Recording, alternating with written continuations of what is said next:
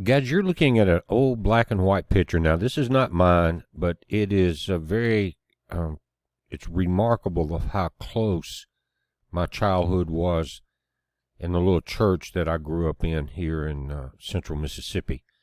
And what you're looking at was just an old-timey wood building, very similar to ours, that had a couple of gas heaters in it. Didn't have any air conditioner. In the summer and spring, the windows would be open, but the preacher would get up there, and that was in the days when you had real preachers. I mean, their face would get red, and they'd be slamming down on the desk and on the pulpit and raising Cain. And I remember when my older brother and my cousin came in, they were listening to the Beatles in the car outside just before church started. How the first half, it was funny, but the first half of that sermon was against this modern rock and roll. And my brother and my older cousin, they kind of slinked down in the pew there.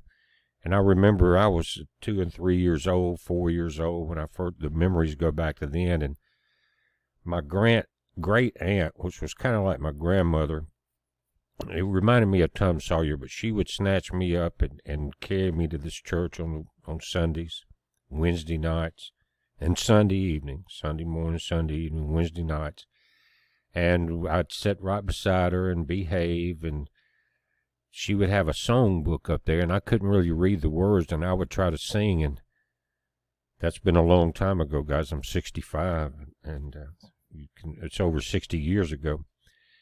And that's why I play guitar today, because the entire church would turn around and look at me like, what was that awful noise, And anyway, it's the truth. I know it's funny, but it was a beautiful time. And again, after church, we would go out and, like you see the oak tree there, but we had a couple of old oak boards that went between a couple of these trees as set up as picnic tables, and a lot of the ladies would have different dishes. Each one would have different things, and you would have one of the best meals after you had the best preaching you ever heard, back when there was real Bible teaching. It was hellfire and brimstone, but it wasn't any false doctrine.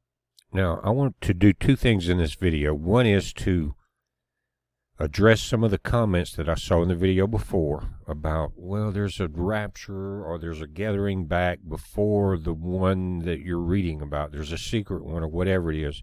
But guys, I want you to know that the Bible talks about, no matter what they say, there's going to be many antichrists. If they say he's in the desert or wherever, don't go there, because we're taught how Christ will return.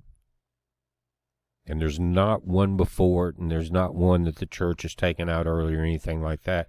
And Christ, he addresses it in a very good parable, and I want to talk about that. But in the spirit of two things. One is I love the word of Christ. I love teaching it. I'm not trying to do anything to hurt anybody, maybe just enlighten you. And I love my wife, and she has a new channel, and it's about cooking the way these ladies cooked. So the second part of this video is going to be on her channel, Tina's Country Kitchen on YouTube. Like I said in the video not too long ago, until the day I die, I will promote her channel, because for 12 years she has worked hard behind the scenes and promoted BP Earthwatch. But she's the best cook I know. But just in the spirit of helping her channel and addressing the other issues from this first video, I want you to go there, and I'm going to put up the rest of this video about the parable of the tares and the false teaching of this secret gathering back. And when it's secret, you can't trust it. Anyway, look at the link below. It's called Tina's Country Kitchen, and we're going to address that parable. Look at the menus. Cook them, because you're going to feel like you're in this picture back when there was real Southern cooking that I get to experience every day. Again, it's a heads up, guys. Follow the link below.